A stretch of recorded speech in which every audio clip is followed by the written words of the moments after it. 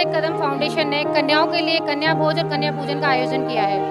हम हर महिला को एक और चीज़ बताना चाहते हैं जो हर महिला में विद्यमान होती है, पर अवगत कोई महिला हो पाती है इन चीज़ों से, क्योंकि हमारा पुरुष प्रधान समाज रहा है। तो हमारी जो सभी औरतें हैं, महिलाएं हैं, कन्याएं हैं, बेटियां हैं, हम उनको ये बताना चाहते हैं, नारी मौका पड़ने पर 3 देवियां उसमें विद्यमान होती हैं। लक्ष्मी, और जब विपत्ति के समय वो काली का रूप धारण करती है, और सरस्वती जब वो अपने बच्चों को, अपने परिवार को संस्कार देती है, तो उसमें एक सरस्वती विद्यमान होती है। तो हर महिलाओं में 3 देवियां हमेशा विद्यमान हैं, उन्हें महसूस करने की आवश्यकता है। धन्यवाद आप लोग यहाँ पे आए हमें सहयोग करने के लिए।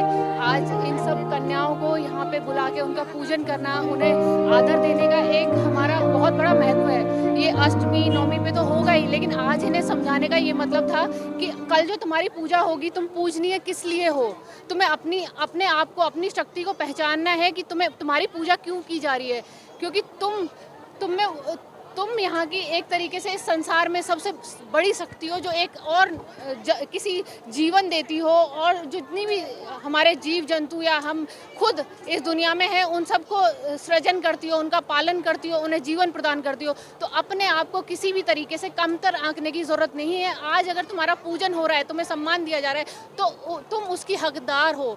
उस चीज़ को समझो और आगे अपने व्यक्तित्व में, अपने फ्यूचर में उस चीज़ को हमेशा याद रखना कि कभी किसी भी विपत्ति से, किसी भी संघर्ष से तुम्हें घबराना नहीं है, डरना नहीं है, और इस संसार का, इस दुनिया का, इन लोगों का, जो भी समाज है, उसका डटकर मुकाबला करना है। और तुम कभी भी, हमारी संस्था के माध्यम से उन्हें यह एक बात की प्रेरणा मिलती है, सहयोग मिलता है कि तुम कभी भी अपने आप को विपत्ति के समय अकेले मत समझना। हमारी संस्था जैसी और भी संस्थाएं हैं, और तुम इतने शक्तिशाली हो, हम भी तुम्हारी मदद के लिए हमेशा तैयार हैं, लेकिन तुम झुकने से पहले एक बारी सोच जरूर लेना कि तुम्हें उठ के लड़ना चाहिए।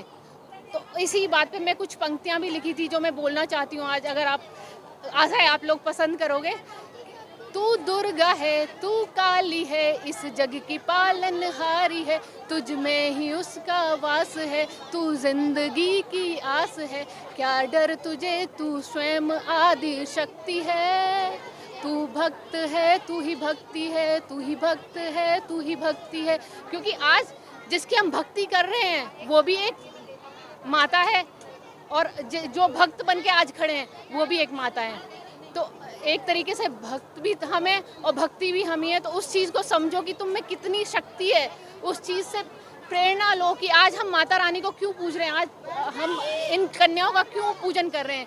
तो उस चीज़ के लिए आप सभी के माध्यम से अगर और कन्याएं इस चीज़ को समझ पाएँ, और आज मैंने अपने बेटे को भी यहाँ पे बुलाया, उससे भी इनका एक तरीके से अभिनंदन कराया, इसलिए क्योंकि अपने बेटों को भी समझाना बहुत ज़रूरी है कि कन्याएं पूजनीय किस लिए हैं और क्यों हमें उन्हें सम्मान देना चाहिए।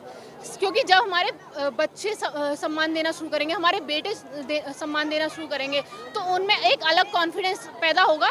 लड़कियों में जो अभी डरी सहमी रहती हैं, उनको ये विश्वास होगा कि ये जो समाज जितना बुरा आज की डेट में है, वो इतना बुरा नहीं है, उसे बदला जा सकता है एक अच्छी सोच के साथ।